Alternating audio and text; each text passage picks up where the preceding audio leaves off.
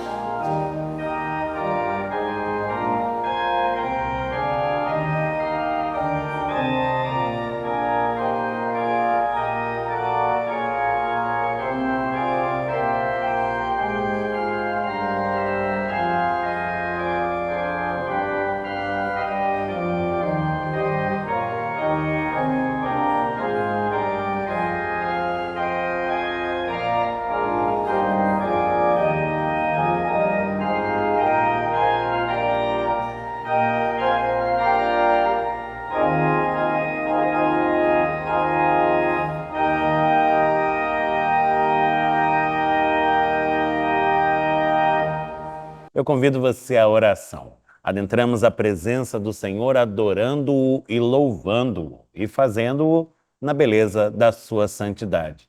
Feche seus olhos, corações ao alto. Falemos com Deus. Senhor Deus, é pela Tua graça que nos vemos uma vez mais em Tua santa presença e desfrutando desta bendita hora de comunhão e paz, de edificação espiritual e oração. E adentrando a Tua santa presença, aquilo que nos cumpre de pronto é o que fazemos neste momento. Adoramos-Te, louvamos-Te, bendizemos-Te e exaltamos-Te. Confessamos como Deus único e verdadeiro a Ti, e a Ti somente. Como Deus das nossas vidas, como Deus da nossa salvação. Como aquele em quem temos crido e a quem devotamos a inteireza de nossas vidas. Rogamos-te que recebas, Senhor, a oração que a ti ensejamos nesta hora, pois feita no nome santo de Jesus Cristo, teu Filho bendito, nosso Salvador. Amém. Neste mesmo espírito de adoração e louvor a Deus, unimos nossos corações às vozes do coro Aideia Moraes. Glória e louvor de Gordon Young, com acompanhamento da pianista e organista Gisele Santana.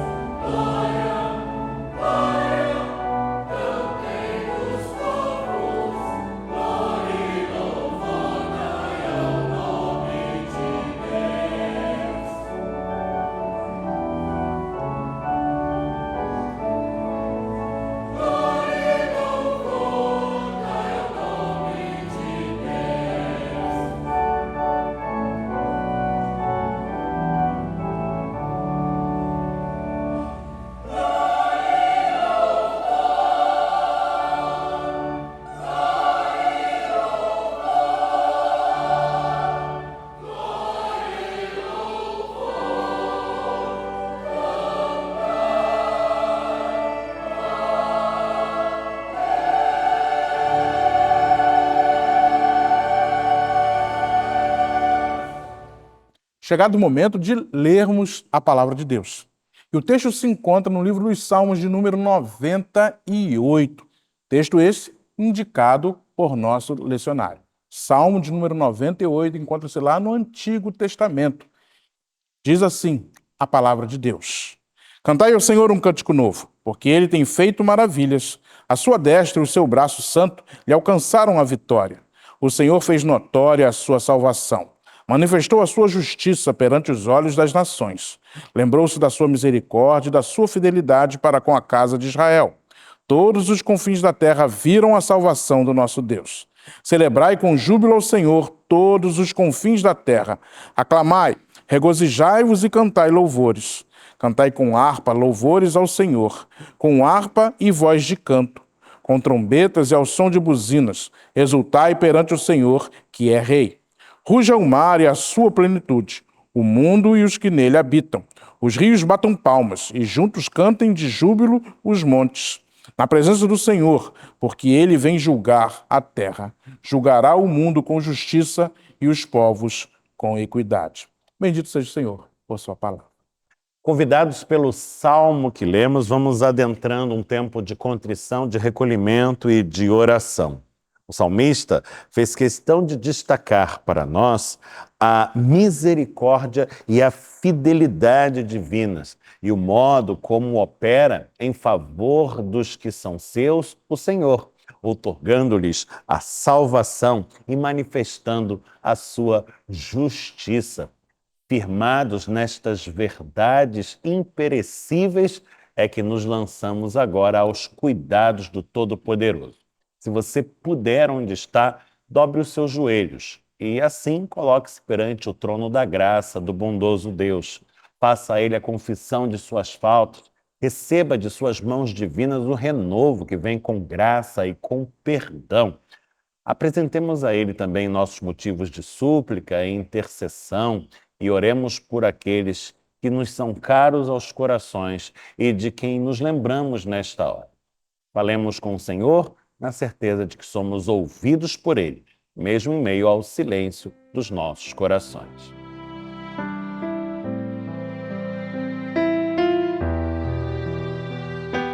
Senhor, nós te bendizemos, pois deste-nos em teu Filho Jesus Cristo a demonstração mais vívida e impactante que jamais poderíamos conceber acerca do teu amor por nós. Este amor nos encoraja, nos fortalece, nos anima, nos vivifica e nos faz capazes de enfrentar qualquer coisa, na certeza de que és conosco, de que és por nós e de que em ti, no teu poder, tudo se torna possível. Te bendizemos, pois em amor nos envolves uma vez mais, comunicando-nos a tua excelsa paz, que ora habita os nossos corações e nos ilumina a inteireza do viver. Descansando em ti e nos teus cuidados, nós te bendizemos, rogando-te que continues sendo conosco e que jamais nos falte a tua mercê. Estende também o teu favor àqueles que nos são caros, nós te rogamos. E assim como tens sido conosco, sê também com eles. Abençoa os nossos familiares, amigos, companheiros de caminhada, todos aqueles que são caros aos nossos corações e que nesta hora, em pensamento, elevamos a Ti em oração. E que a Tua bênção, derramada sobre todos, reflita a Tua glória, a fim de que em nossas vidas estejamos em todo o tempo a testemunhar de Ti e daquilo que Tu fazes na vida daqueles que escolhestes por objeto do Teu bem-querer. Assim, Senhor, entregamos às Tuas mãos divinas a nossa oração e o fazemos na mediação de Cristo Jesus, Senhor e Salvador nosso. Amém. Disse Jesus: eu sou a ressurreição e a vida, e aquele que crê em mim, ainda que morra, viverá. E todo aquele que vive e crê em mim, não morrerá eternamente. Palavras da salvação. Aprove ao Senhor chamar à sua santa presença duas irmãs muito queridas. Notícia que trazemos com pesar, experimentando já em nosso seio a saudade que se impõe nesta hora. Após intensas lutas travadas no âmbito de sua saúde, foi chamada à morada celestial a nossa querida Cirene Coutinho Rodrigues Murad, aos 78 anos de idade. Ela que era natural de Itaperuna, no interior do estado do Rio de Janeiro, filha de José Rodrigues Filho, seu pai, e Zita Coutinho Rodrigues, sua mãe. Tinha uma longa história com Jesus Cristo, posto que de família cristã. Recebeu o sacramento do batismo e fez a sua pública profissão de fé aos 13 anos de idade, no ano de 1957, na Igreja Batista de Cubatão, São Paulo, tudo perante o pastor Milo C. Bastos, que lhe ministrou o sacramento. Foi admitida anos depois à membresia da Igreja Presbiteriana de Copacabana, em 17 de novembro de 2002, e permaneceu conosco como um membro em plena comunhão com esta comunidade de fé até o fim da sua jornada. Integrou a nossa Sociedade Auxiliadora Feminina, a SAF Copacabana, e era ligada ao departamento Clara Gamo, e tem marcas profundas que legou entre nós, e especialmente entre as nossas valorosas auxiliadoras, dadas por intermédio de sua doçura, amabilidade, amor ao Evangelho e destacada fé. Cirene era uma alma sensível e nutria um grande apreço pelas coisas belas. Com sua sensibilidade, trazia-nos todos à contemplação de peças de porcelana, de plantas e flores que amava tanto, de pinturas as mais diversas, mas, sobretudo, da poesia, que tinha prazer em declamar e fazendo-o de memória, encantando a muitos. Hoje nós não a temos mais ao nosso lado, aqui, mas o seu legado permanecerá conosco e o seu valor é imperecível. O mesmo se dá com a nossa querida e já saudosa Bernadette Matos Souto de Araújo, que também foi chamada à presença do nosso Senhor, o Todo-Poderoso Deus, no mesmo fim de semana.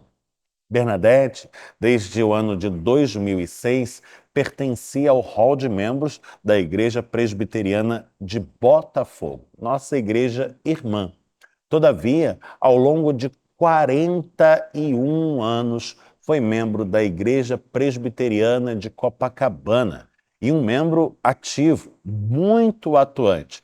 Por diversas ocasiões, esteve ocupando a presidência de nossa Sociedade Auxiliadora Feminina e, enquanto esteve aqui, presidiu também a Federação de SAFs do nosso concílio.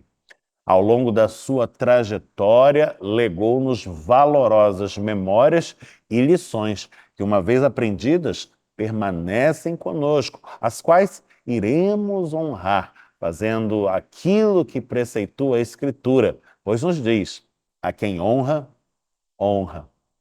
Hoje convido você a orarmos, agradecendo a Deus pelas vidas preciosas destas duas servas do Senhor, e a intercedermos em favor de seus familiares, amigos e de todos aqueles que, enlutados, pranteiam a sua ausência. Feche os seus olhos, tenhamos, pois, um momento de oração. Senhor nosso Deus, nosso Pai bendito, nós te louvamos pelo dom da vida, que graciosamente recolhemos das tuas mãos divinas.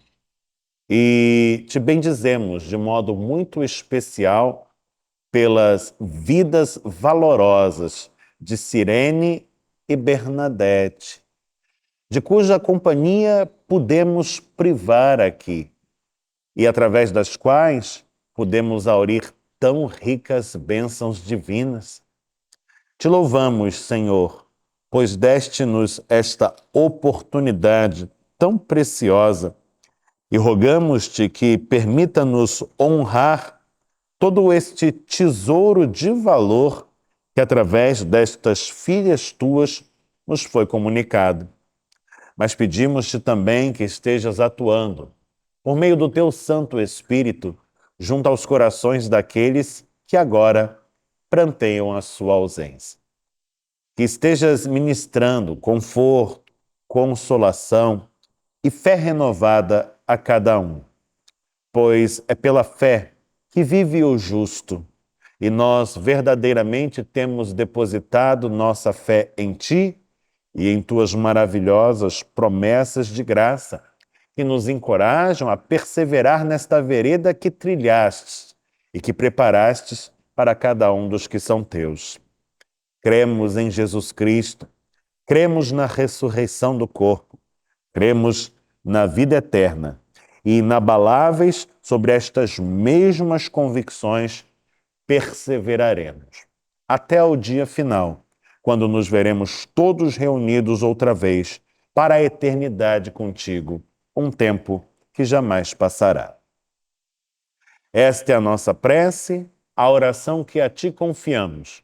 No nome santo de Jesus, aquele que morreu, mas ressuscitou, e vive e reina pelos séculos dos séculos, cuja vitória é penhor da nossa também.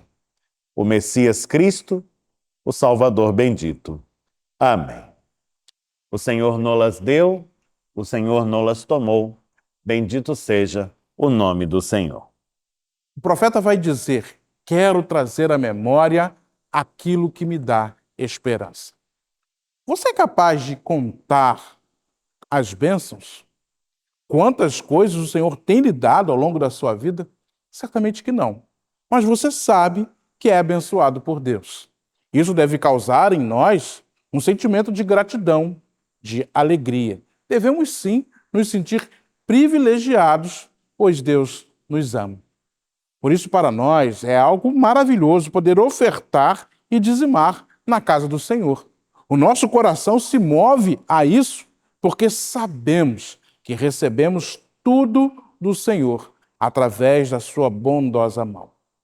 Você pode participar deste momento tão especial, expressar assim a sua gratidão e o seu amor a Deus, reconhecendo que é, sim, abençoado. Você está vendo aí na sua tela a forma como você pode fazer o seu depósito, a transferência ou o Pix, tudo de forma segura e assim abençoando a obra do Senhor. Eu te convido a fecharmos os olhos para orarmos juntos, consagrando a Deus dízimos e ofertas, dizimistas e ofertantes.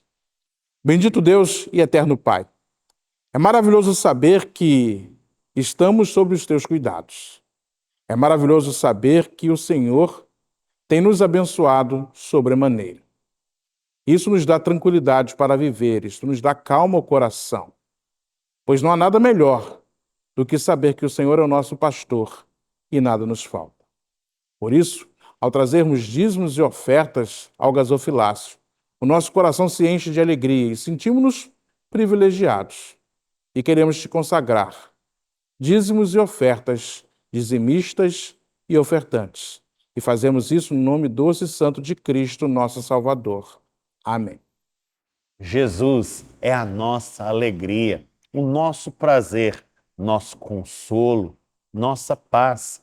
Esta é a mensagem do coro Aideia Moraes. Jesus, alegria dos homens. Coro da cantata 147 de Johann Sebastian Bach, nas vozes do coro, com acompanhamento da pianista e organista Gisele Santana. Ouçamos-nos.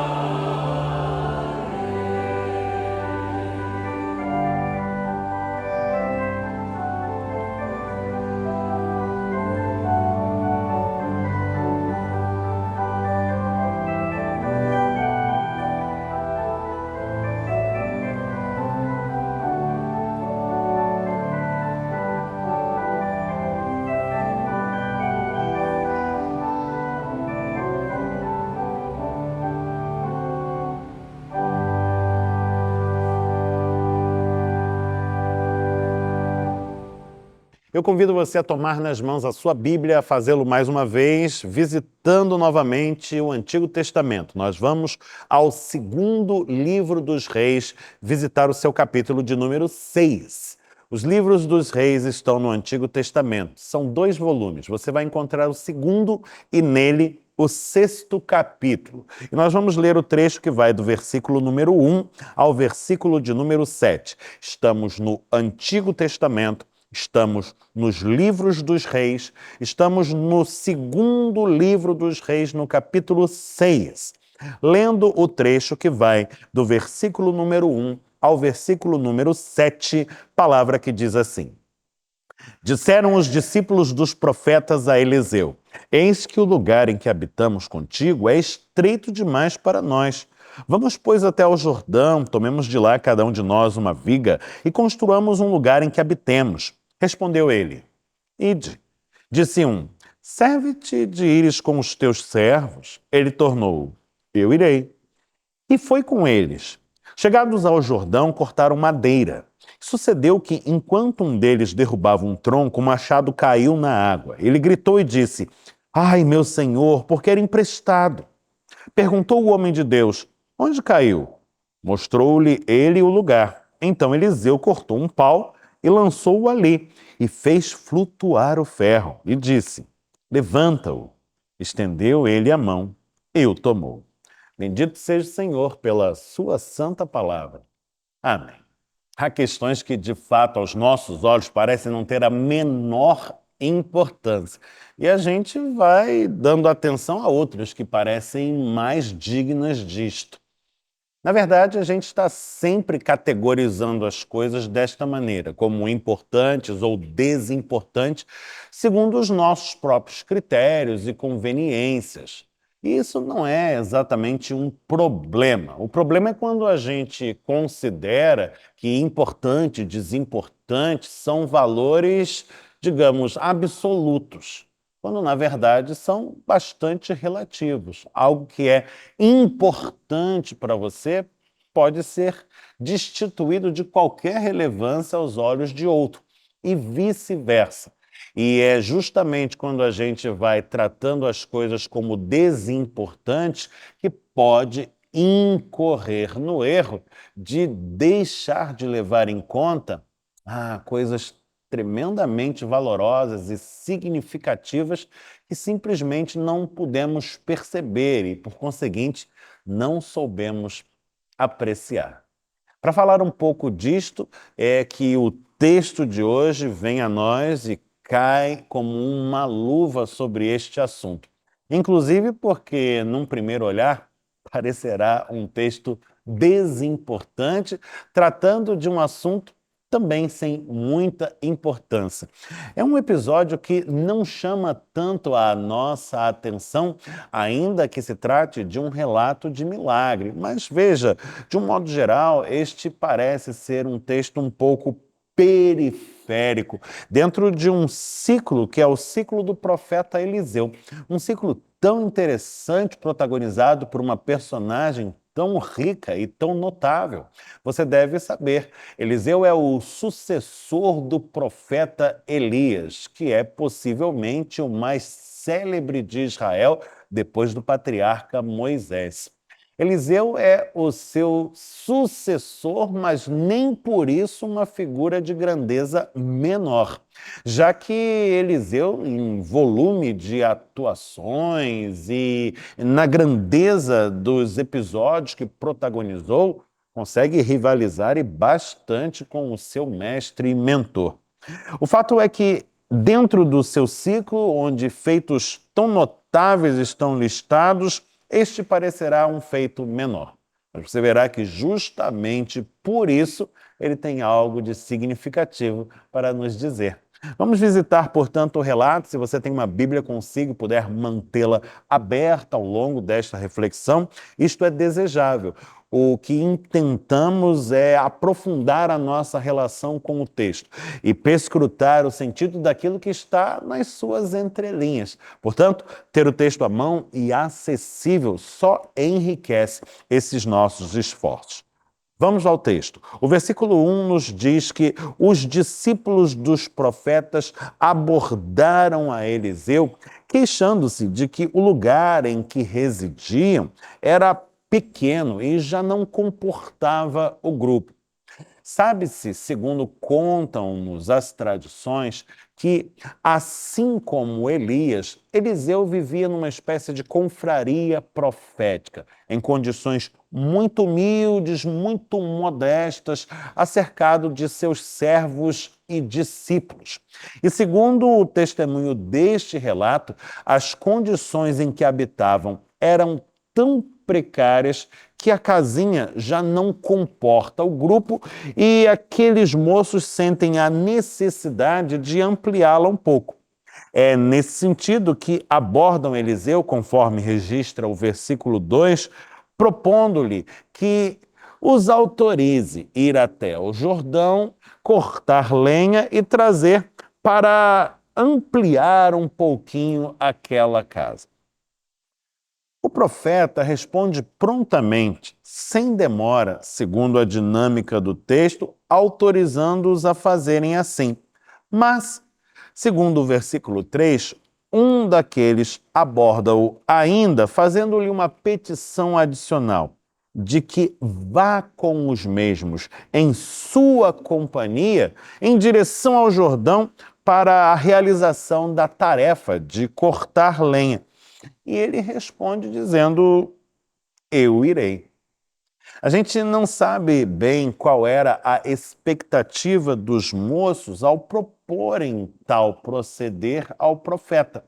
Mas, à luz da história que lemos e cujo final já é sabido por nós, fica bastante evidente que a presença de Eliseu naquele lugar e naquelas circunstâncias era decisiva.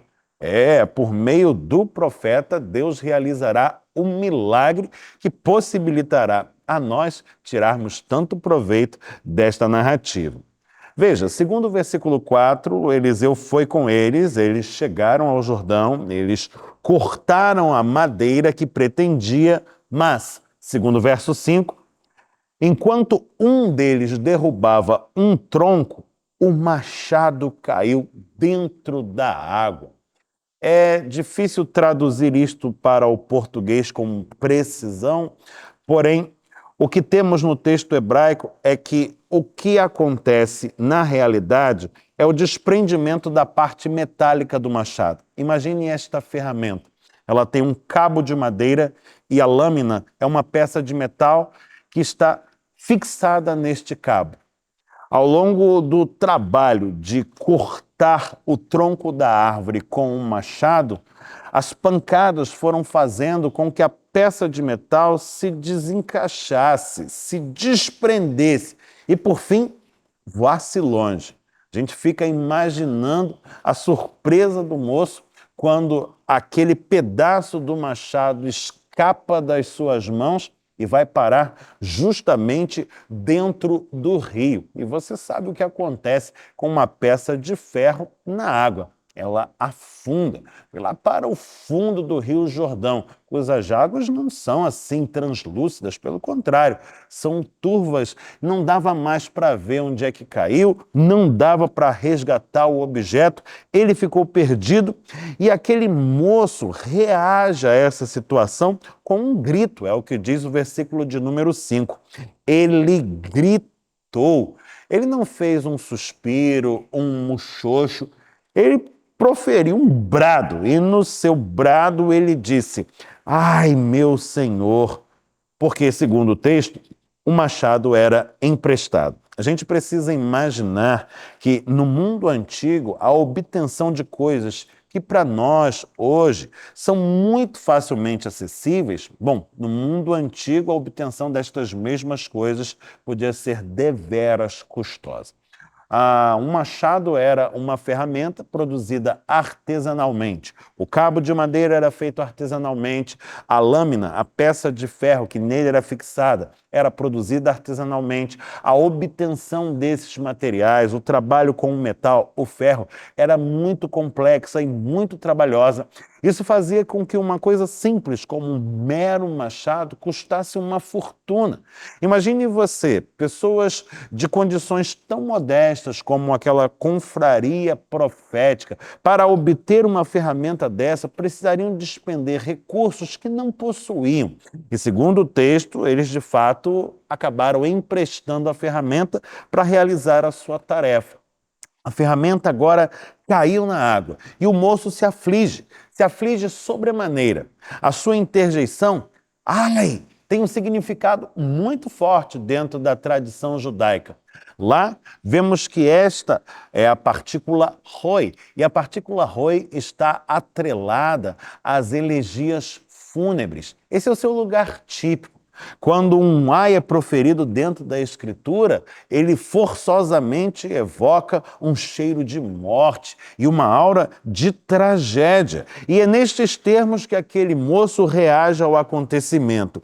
Ai, meu Senhor, como se dissesse, estou perdido. Bom, talvez nesse ponto da narrativa algo lhe soe estranho aos ouvidos. Você talvez venha se incomodar com esta reação do moço, pensando, puxa vida, é apenas um machado que caiu na água, é apenas uma ferramenta que se perdeu. Não há motivo para tamanha aflição. Por que esse moço profere um brado neste tom? Um brado evocativo de morte, de desgraça, de tragédia. Não é uma reação um pouco exagerada e desproporcional ao que está acontecendo? Pois é justamente este o ponto. Há coisas que parecem banais aos nossos olhos, desprovidas de importância e que, no entanto, têm muito significado para o outro. Assim como certas coisas que para nós parecerão muito importantes se tornarão desprezíveis aos olhos daqueles que nos observam de fora.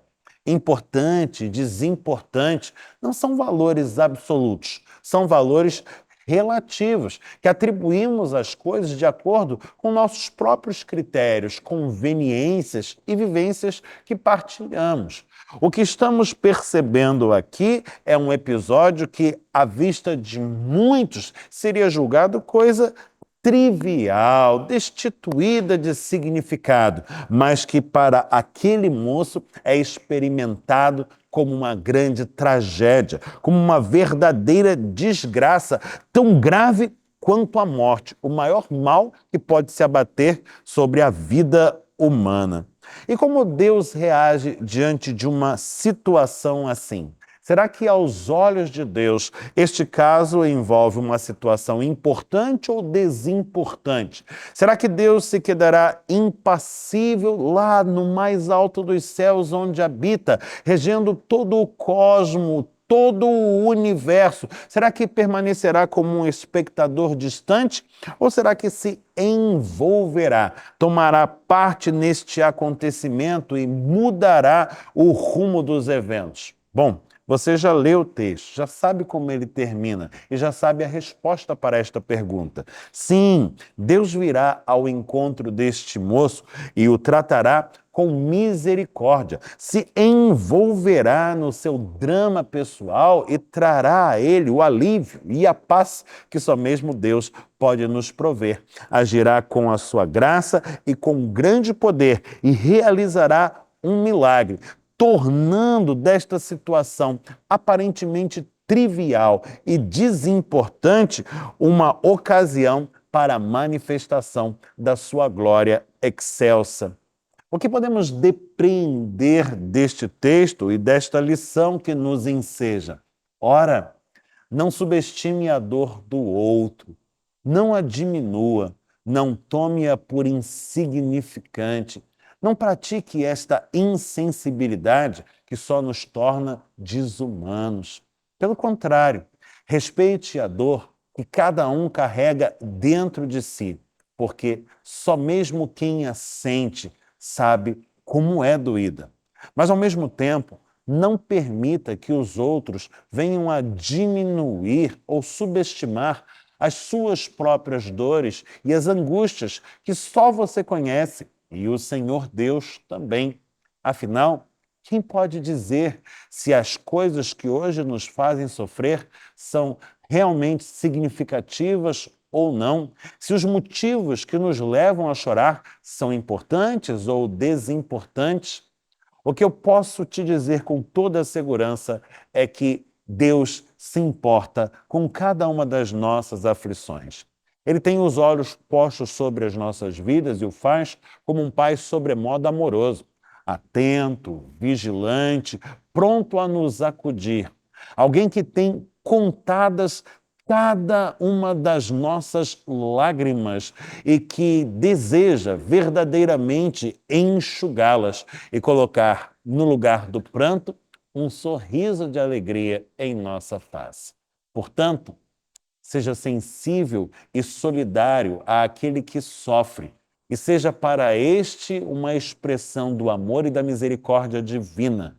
Mas esteja também certo de que Deus estará sempre sensível e solidário ao seu próprio sofrer e faça conhecidas perante Ele todas as suas angústias, em oração, na certeza de que virá ao seu encontro e agirá na sua vida com misericórdia e grande poder. Que assim seja, que Deus nos abençoe, em o nome de Jesus. Amém.